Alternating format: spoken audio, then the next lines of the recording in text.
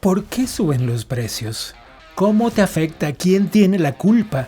¿Es verdad que un poquito de inflación es buena? Te lo cuento en pocos minutos.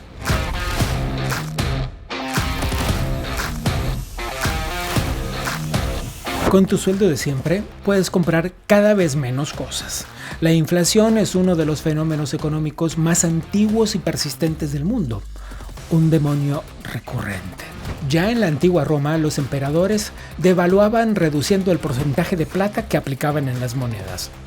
Más recientemente, hemos visto casos extremos como Zimbabue, Venezuela y Argentina, donde la inflación alcanzó cifras astronómicas. El de Zimbabue, por cierto, es un caso de locos. El gobierno de Robert Mugabe, depuesto en 2017, provocó que los precios se duplicaran cada 24 horas. Sí, se duplicaran cada 24 horas. Así, consiguió alcanzar una inflación mensual de 79.600.000%. Sí, de locos, 79.600.000% de inflación. Imagínate que tuvieron que imprimir billetes que tenían el valor de 100 billones de dólares zimbabuenses. Así como lo ves, un billete con 14 ceros. Un genio de la economía, el tal Mugabe, socialista él. Para eso se quedó 30 años en el poder. Pero un momento, volvamos a tu billetera. Lo primero que tienes que saber es que no siempre la inflación es un síntoma de que las cosas van de mal en peor. Hay algunos casos en los que eso no es así. Por ejemplo, cuando hay mucha demanda de un producto, los precios suben. Eso también es inflación. Muchos economistas sostienen que con un poquito de inflación, entre el 2 y el 3%, suele ser bueno porque las economías crecen. Pero, y ahora la cosa se complica. Otro de los componentes fundamentales de la inflación es el petróleo.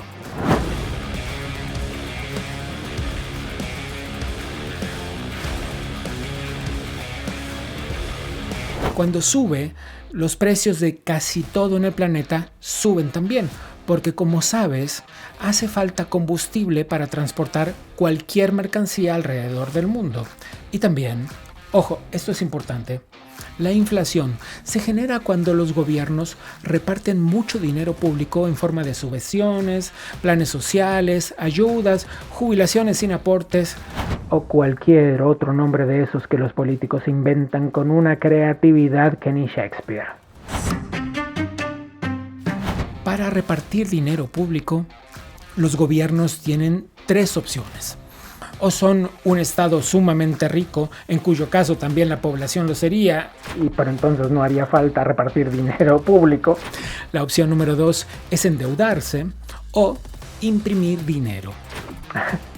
Esta es la favorita de los gobiernos populistas. Claro, al principio a la población le parece maravilloso, pero después llegan las consecuencias.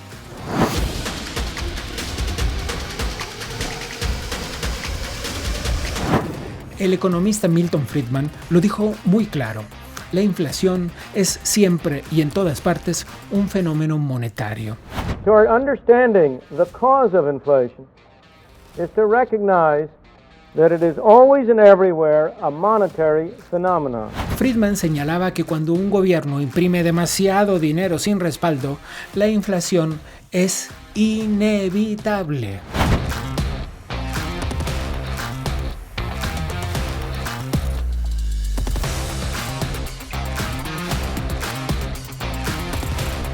La inflación es siempre y en todo lugar un fenómeno monetario que surge de un exceso de oferta de dinero, ya sea o porque sube la oferta, o porque cae la demanda, o porque pasan las dos cosas a la vez. Vaya, Friedman se murió en 2006 sin saber que sus enseñanzas llevarían a Milei a la presidencia.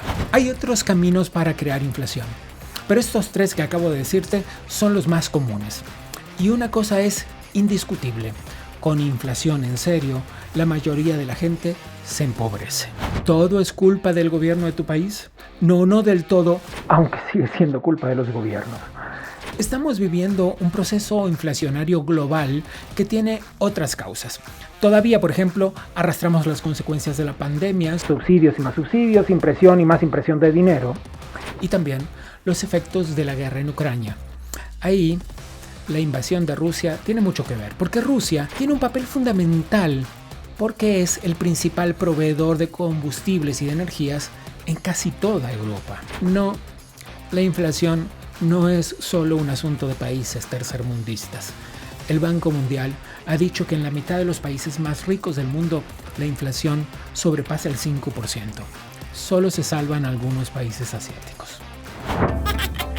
El planeta entero registra los índices inflacionarios más altos de los últimos 20 años. Momento, ¿las empresas grandes no están perdiendo dinero, o sí?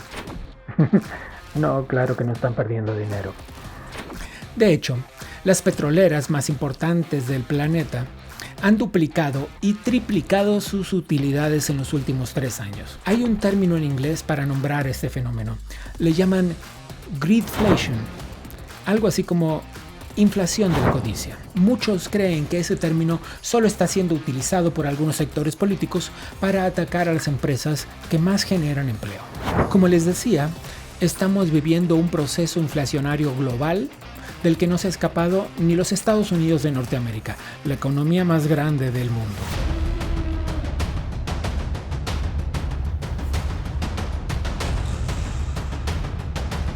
Donald Trump ha sido muy crítico con la política monetaria de Joe Biden, argumentando que el aumento de la inflación es consecuencia de una política fiscal y monetaria irresponsable.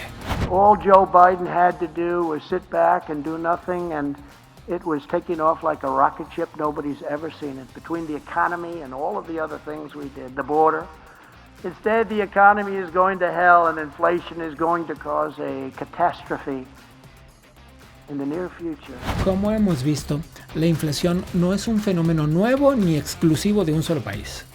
Se los dije, se trata de un demonio recurrente que puede devastar economías enteras si no se controla a tiempo. Pero tomar precauciones y proteger a la población actuando a tiempo no suelen ser virtudes de los políticos. ¿O sí?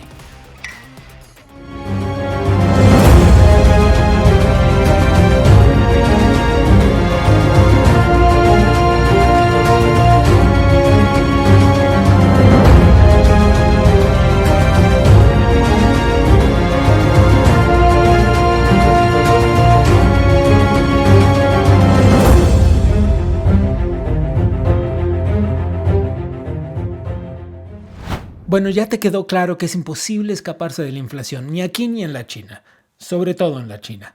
Pero vamos a echarle un poco de profundidad a este asunto. Vamos a empezar a conversar con personas que nos expliquen más minuciosamente cómo funciona la inflación, qué la detona y si acaso hay algo que podemos hacer para, ya sabemos que no escapar, pero menguarla, amortiguarla.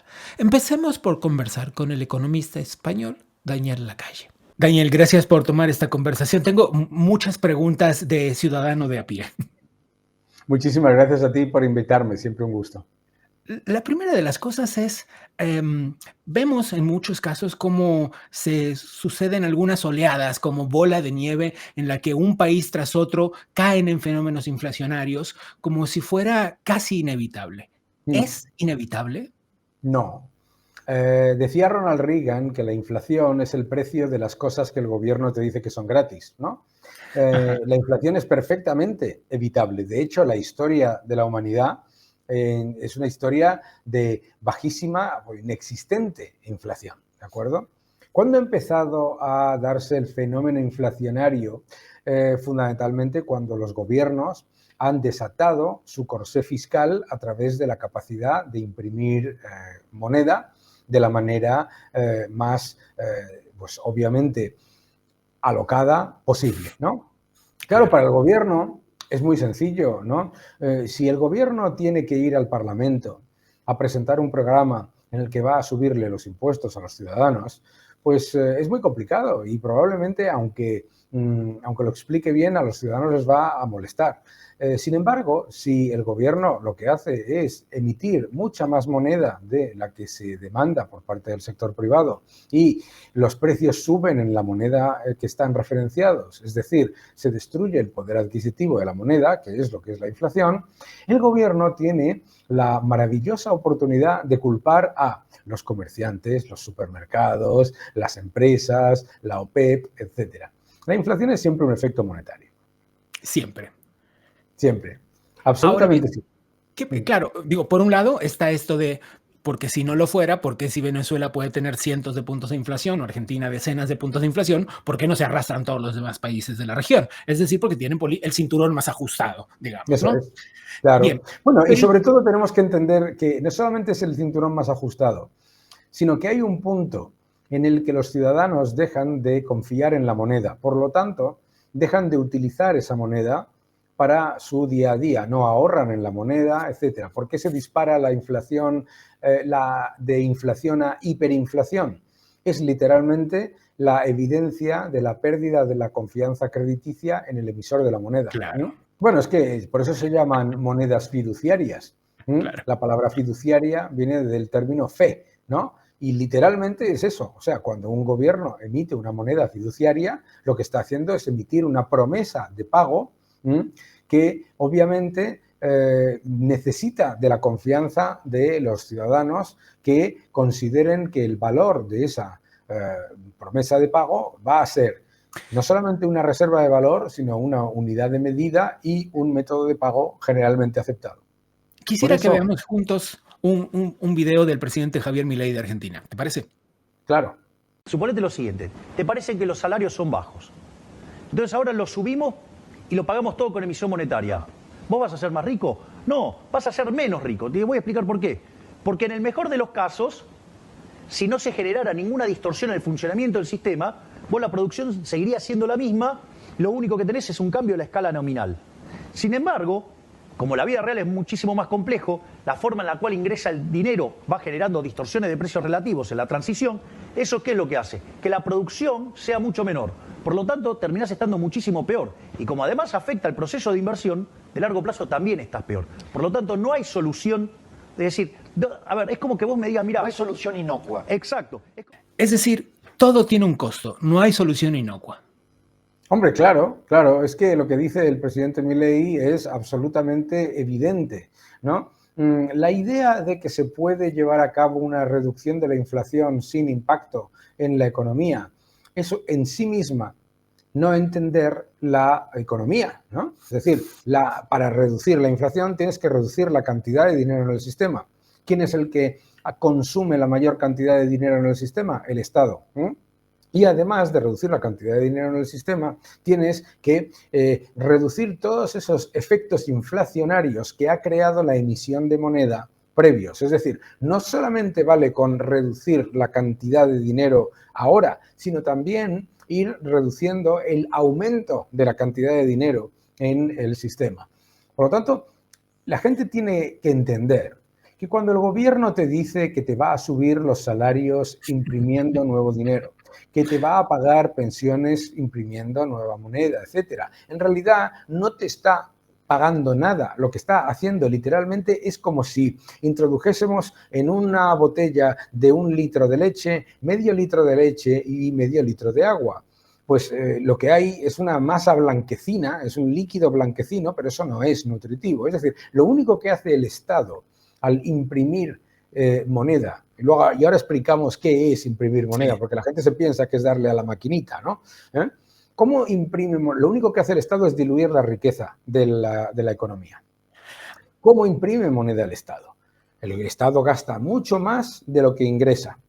Y eso que acaba de gastar, ¿de dónde sale? Sale de crear nuevo dinero, ¿de acuerdo? Crear nuevo dinero que no es lo mismo que la creación de dinero de un banco comercial.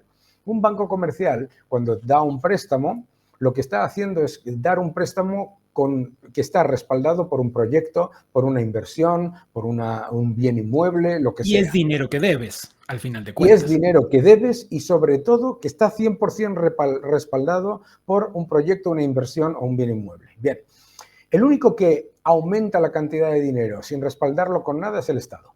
Es el Estado que emite la moneda, ¿de acuerdo? Tal cual. Pero una pregunta que la gente se hace y que es muy frecuente en las campañas electorales cuando se echan las culpas unos a otros es el proceso inflacionario, el fenómeno inflacionario, la decisión de imprimir más dinero, de darle a la maquinita, como tú dices, sin un respaldo. ¿Eso tiene ideología? ¿Hay gente de izquierda o de derecha que lo hace con más frecuencia que otra?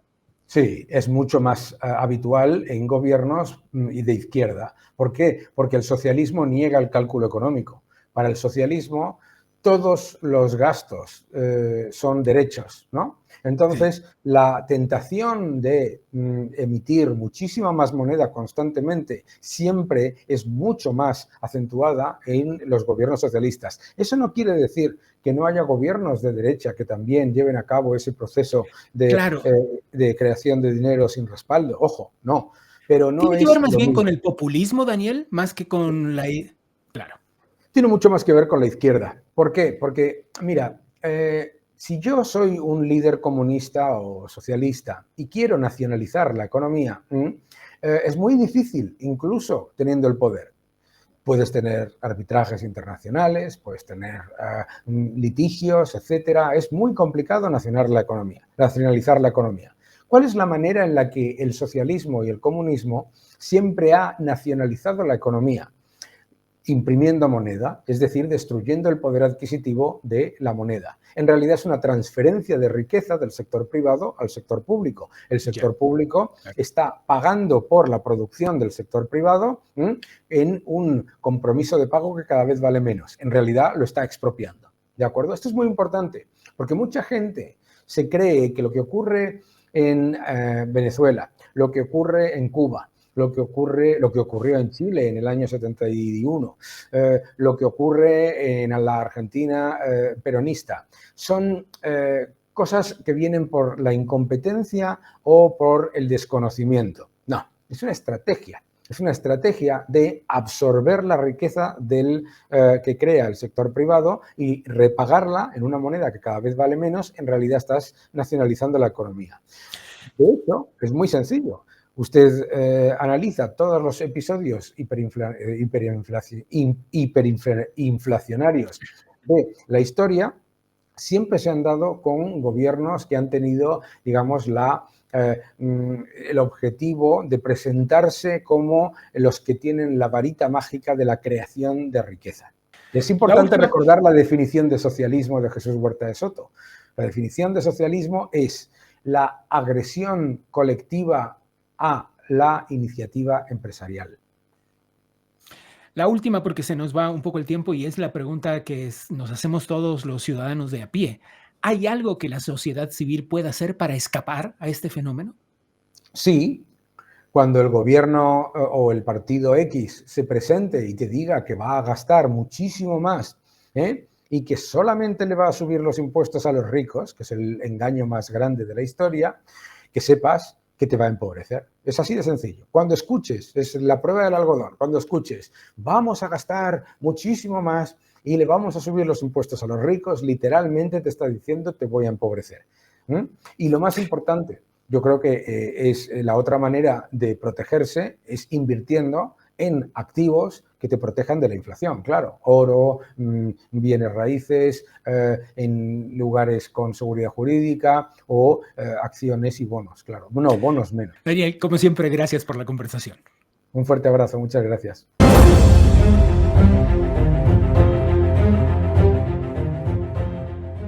No acabes de deprimirte porque todavía tengo más información peligrosa. ¿Te acuerdas que al principio del programa te dije que una de las causas más tremendas y disparadoras de la inflación era la impresión de dinero? Era la repartición de dinero público. Bueno, México, como acaba de pasar por un proceso electoral y un año entero de campañas, por supuesto que echó mano del dinero público. Con planes y más planes, con impresión y más impresión.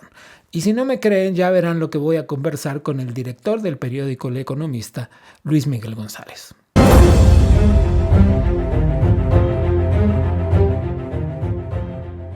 Luis Miguel González, director del diario El Economista en México, gracias por tomar esta conversación. Con muchísimo gusto. Aquí estamos. Luis Miguel, ¿qué pasa en México? ¿Cómo le va a México respecto de este fenómeno inflacionario que parece haber arrastrado a tantos países del mundo? Nos pasó como a todo el mundo en la pospandemia. Tuvimos un pico de inflación. Hay que recordar, México tenía inflación más o menos de 3%, nos vamos hasta casi 10%. Luego, como todo el mundo, vivimos el descenso de la inflación, sobre todo en el 2023.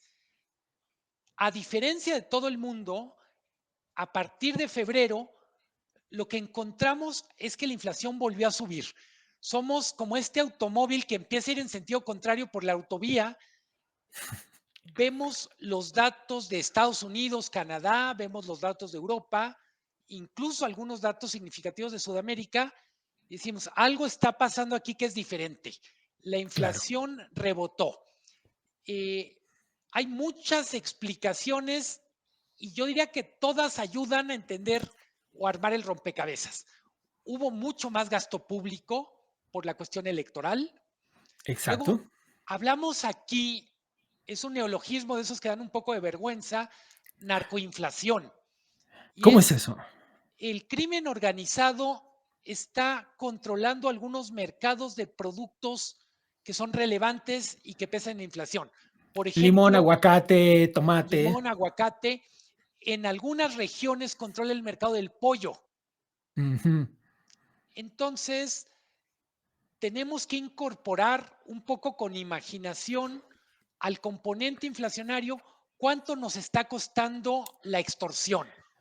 Un estudio que hace la UNAM dice más o menos 2 puntos porcentuales de la inflación podrían estar relacionados con ganancias de giros negros.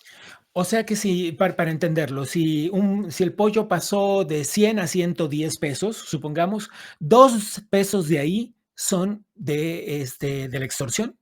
Totalmente.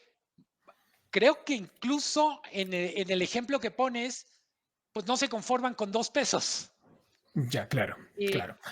México tiene más o menos bajo control algunos de los componentes de la inflación. Por ejemplo, telecomunicaciones, en donde hay un mercado competido, no vemos tanta presión inflacionaria, pero alimentos y bebidas traemos incrementos superiores a 10%. Ese es ¿10% en qué periodo de tiempo? anual, Anual. anualizado. A ver, ustedes mismos en el periódico El Economista han publicado que un numerito más, un numerito menos, la inflación acumulada durante el gobierno de Andrés Manuel López Obrador ronda algo así como el 33%.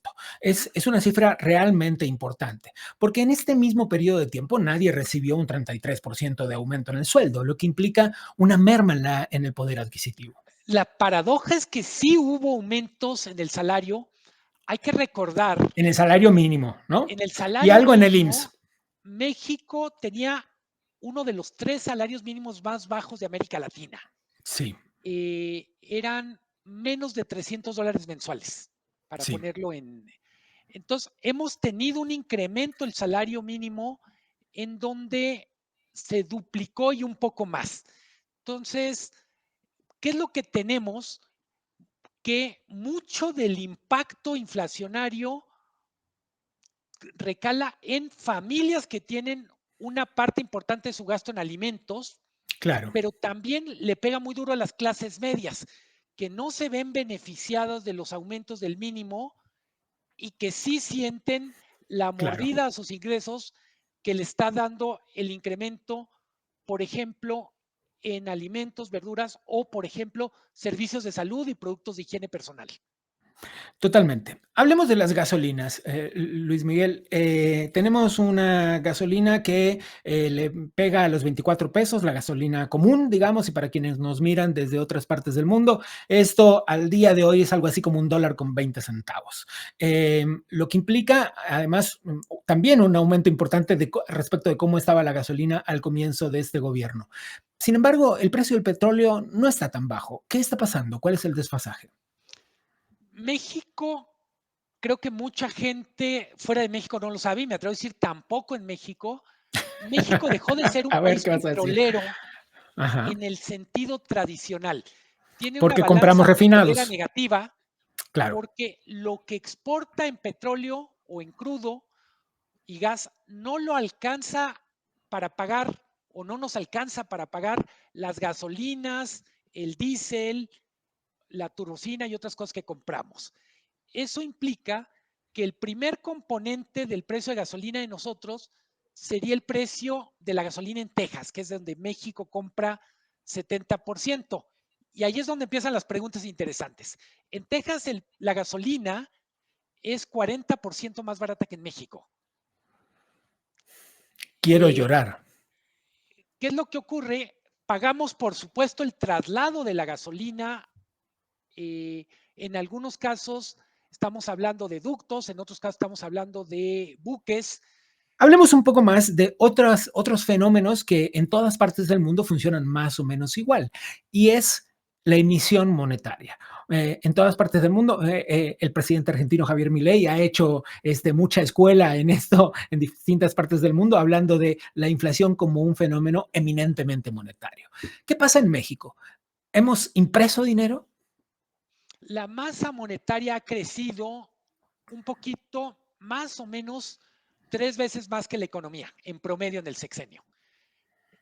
Hay que recordar que México, entre otras cosas, ha usado la política monetaria para una cosa, el término es real, aunque suene como de hospital, para esterilizar los dólares que vienen de las remesas. Ajá. No es cualquier cosa. México recibió el año pasado 60,000 millones de dólares de remesas.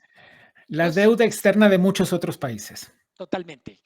Entonces, se vuelve todo un tema de política monetaria, cómo esterilizas las remesas que están llegando. Y es el Banco Central compra y a su vez emite una cantidad de dinero que permita pagar por los dólares, pero que al mismo tiempo no genere uno a uno el impacto inflacionario de una entrada tan fuerte de dólares. Se nos acaba un poco el tiempo, pero a ver, yo que soy hijo de vecino y solamente veo que mi dinero se hace cada vez más chiquito respecto de la cuenta del supermercado. ¿Cuáles son mis expectativas al futuro inmediato? ¿Va a seguir pasando lo mismo? ¿México logrará deshacerse de este proceso inflacionario? ¿O por el contrario, entrará en esta rueda de la fortuna inacabable en la que los precios empiezan a ser alcanzados también por una suba salarial inevitable? ¿Qué le pasará a México? A mí me gusta comparar la inflación a las dietas. A Bajamos ver. de peso y rebotamos. Ajá. El problema es que nos acostumbremos a nuestro nuevo peso, a nuestra nueva talla, que por el momento está alrededor de 6%. Comparado con países que tienen hiperinflación o comparado con el mismo México en los 80s, que llegó a tener 150% de inflación, parecería que no es un problema. Pero quiero volver al principio de esta conversación y decir, la inflación es un problema primero por los bienes en donde se nota más, que es alimentos. Y también es un problema por el origen de algunos de los componentes inflacionarios. Cuando dices, una parte de lo que yo estoy pagando de más en mis frutas y verduras es dinero que le estamos pagando al narcotráfico, al crimen organizado, pues la verdad es que duele doble. Duele en el súper, Sin duda. pero además duele literalmente en el corazoncito. Gracias, Luis Miguel. Encantado. Resulta que buscando cosas, información, fuentes para hacer este programa, nos encontramos con una cifra increíble. No es entre comillas, es literal. Increíble.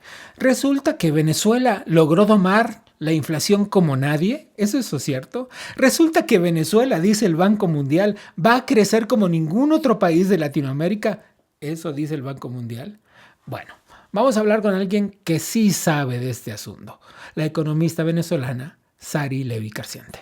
Sari, siempre me da mucho gusto hablar contigo. Lo que lamento horriblemente es que hablemos de cosas tan espantosas. Bueno, un placer saludarte. Y yo creo que, bueno, por complicadas que sean las realidades, veámosle el punto educativo que tiene para que los demás no cometan el mismo error. Es correcto. Te propongo lo siguiente. Hablemos un poco de datos versus relatos. ¿Es la economía venezolana un milagro de recuperación, como dice tu tío Nicolás Maduro? Bueno, déjame escoger a la familia un poquito mejor. Pero en todo caso, creo que es importante destacar algunos elementos del devenir reciente de la economía venezolana, ¿no? Y tengamos presente que en este siglo, Venezuela ha llegado a los resultados que tiene en este momento, producto de la imposición del modelo autodenominado socialismo del siglo XXI. Que se alimentó en su primer periodo, sobre todo entre el 2004 y el 2014, de un boom en precios petroleros. Claro. Y por lo tanto, Venezuela entra en una fase de un manejo dispendioso y opaco del erario público, a la par de que entra en una fase de deterioro institucional y de control y desmantelamiento de la economía. Totalmente. Entonces, esa combinación nos lleva a que antes inclusive de que cambie el ciclo de los precios petroleros, cuando tú vas a ver la realidad económica, es de un enorme deterioro. Es decir, tienes un país empobrecido, altamente endeudado, y entre 2013 y 2019 la economía se contrae en un 75%. Eso te estoy diciendo que el tamaño final de la economía es entre un 20 y un 25% de lo que tenía antes. Claro. Eso no ocurre salvo casos, es más, es difícil que ocurra en tal profundidad, incluso en casos de guerra o desastres profundos naturales. Pero bueno, lamentablemente, un país que en el siglo XX fue símbolo de democracia, estabilidad, movilidad social y pujanza, ahora es un país sumergido en crisis humanitaria compleja, pues ese es el concepto claro. Tal cual de las Naciones Unidas, un Estado fallido y con una emigración acumulada que ronda los 8 millones de venezolanos. Una barbaridad. Y es importante entender esto. Hacemos un pequeño paréntesis antes de avanzar sobre los números y sobre el relato del socialismo del siglo XXI. No hay 8 millones de personas que salgan a hacer turismo por el mundo con un backpack y sin posibilidad de regresar. Esos 8 millones de personas se fueron en busca de una vida mejor porque la vida en su país era imposible. Tanto por razones económicas como por razones políticas. Sí, claro, por supuesto, la persecución y la tortura y el encarcelamiento ilegal y bueno, ya. En fin, hablemos un poco. ¿Cómo es que un país puede tener 6,5 millones de inflación? ¿Qué es eso? Bueno, más aún, pero bueno, déjame explicarte. Esa contracción de ingresos fiscales con la que se enfrentó después de haber gastado indiscriminadamente el boom petrolero. Claro. Es decir, después de ese momento y ya sin posibilidad de endeudarse más, porque además ni pagaba la deuda, ¿no? Pues entonces lo que comienza el país es a monetizar el déficit fiscal, es decir, aprender, como decimos, la impresora, la emisión monetaria sin el menor respaldo productivo. Totalmente. Y eso, bueno, no hay que estudiar más que el primer semestre de economía para saber que eso va a impulsar la inflación. El fenómeno monetario es siempre y en todo lugar, es un asunto, la inflación es un fenómeno monetario, ¿no? Y entonces, efectivamente, entre 2017 y 2019, Venezuela padece un larguísimo, imagínense lo que son 3 años de hiperinflación, que ha sido calculado de forma acumulada en 5.4 billones %. A ver, lo estás diciendo como en inglés, ¿no? Es decir, Serían Lo como... digo con toda honestidad, a mí me cuesta incluso. Yo no, lo voy a tener que escribir para entenderlo. Sería en el sistema, no en el sistema real, sino en el sistema métrico normal, serían 5,000 millones% de inflación.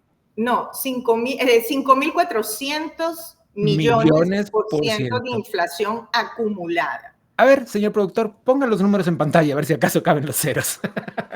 Bueno, vamos a dejar claro, en febrero del 2019, solamente la inflación interanual era de 2,2.3, 2 millones%. Una barbaridad. Interanual. Pero a ver, veamos un par de datos de los que proporciona el dictador Nicolás Maduro, que aclaremos, gracias a Dios, si es que existe, y a la ruleta genética Sarilevi, no tiene ningún parentesco con Nicolás Maduro. Corran el video. 2019, el demonio de Guaidó, 39% mayo. 2020, estaba cruda la pandemia, 38%. 21 empezamos un poquito para abajo a desacelerar. Aquí empezó la desaceleración con el programa económico de consenso con ustedes. Y aquí fuimos, mira el hoyo, José Félix. 2022, 6.5. 2023, 5. Desaceleración. Y 2024, la más baja en 20 años, 1.5%. Sostenible. Sí se puede.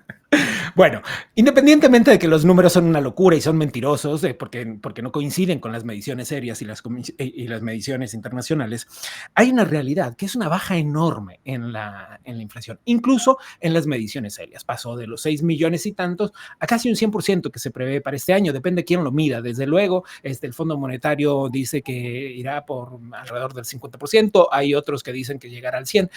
¿Cuál es la cifra que nos debemos agarrar como cierta? Pero independientemente de eso, Sari, independientemente de cuál es la cifra, ¿cómo es posible ese fenómeno tan estrepitoso en la caída inflacionaria? ¿Es real? Bueno, vamos a seguir entendiendo lo que pasó en Venezuela. Y es que de la mano de la hiperinflación en el periodo 17-19 se dio un enorme desabastecimiento. Venezuela era noticia mundial por la falta, porque estaban todos los anaqueles de todos los locales vacíos. Ahí están los videos para mostrarlos. Vaya, no había ni papel higiénico. Exactamente. Entonces, y eso fue así porque había tal nivel de controles, además del control cambiario, de la producción, de los precios, que era imposible realmente producir o transar en el país.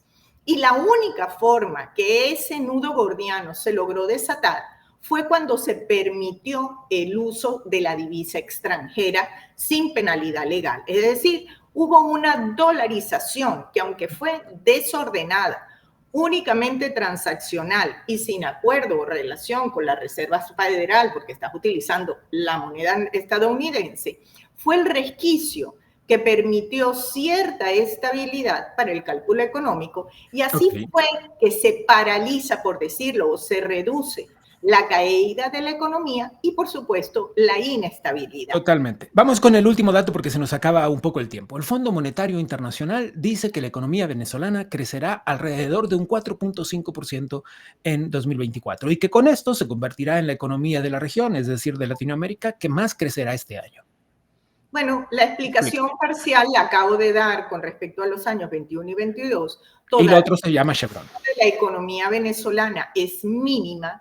Por lo tanto, ciertos incrementos en la producción petrolera, gracias a la acción de Chevron, es tan pequeña la economía que esa sola compañía insufla cierto incremento que se registra en el PIB. Pero, o sea, una vez más será el petróleo rescatando la economía venezolana. ¿correcto? Sí, pero esa tasa de crecimiento era prevista a comienzo de año, porque lo que estamos viendo en este segundo semestre es otra vez una caída de la dinámica económica, por lo menos en el sector no petrolero.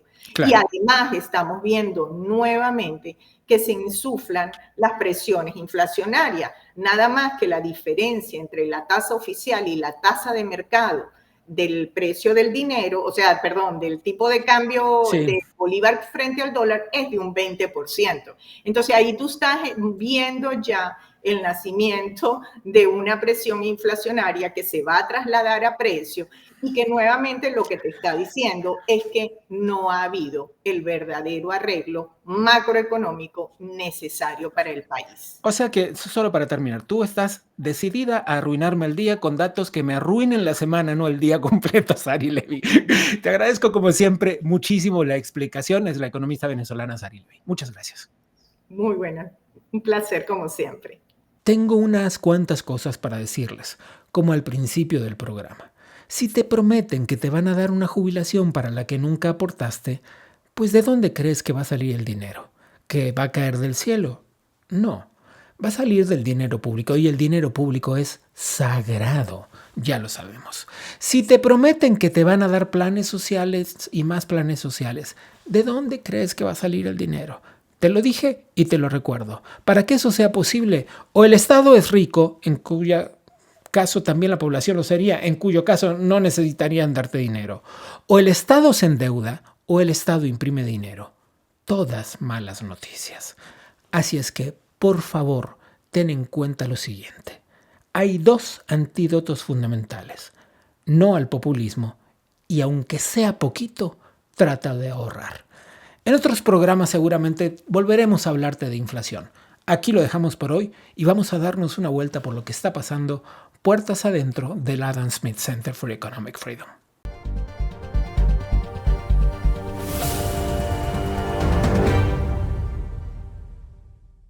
Hoy quiero hablarles de un proyecto que se ha convertido en un verdadero punto de encuentro para todos aquellos que creemos en los valores de la democracia. Les presento Agenda, que es una revista digital internacional que ha logrado reunir a las voces más influyentes de Estados Unidos, de América Latina y también de Europa. Todas ellas están comprometidas con los principios democráticos y del libre mercado.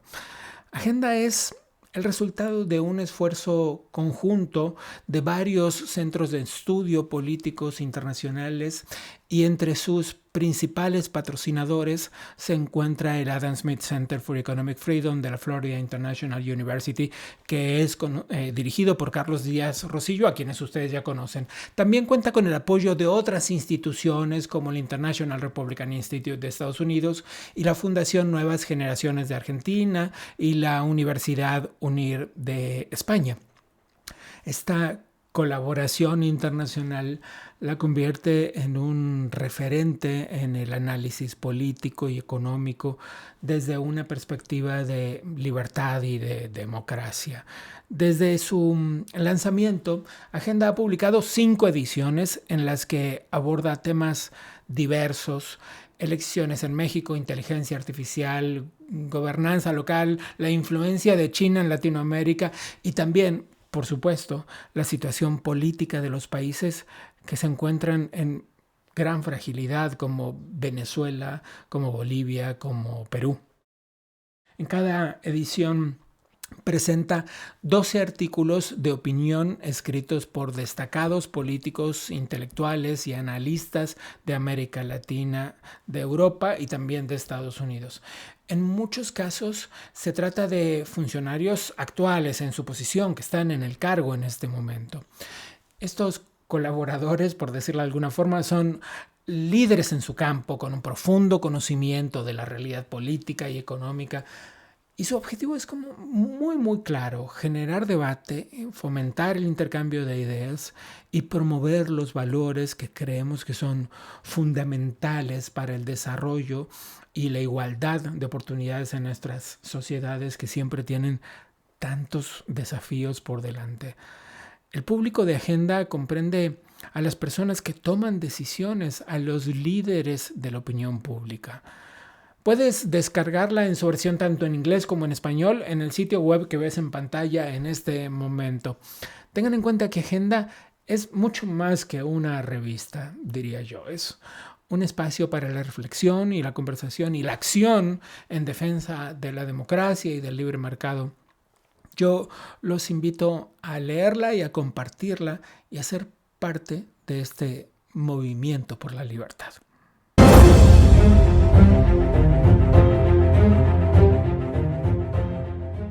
Antes de despedirme, tengo un par de pedidos especiales que hacerle. Denle clic a la campanita para activar las notificaciones y que estemos en contacto cada vez que subimos más contenidos como este.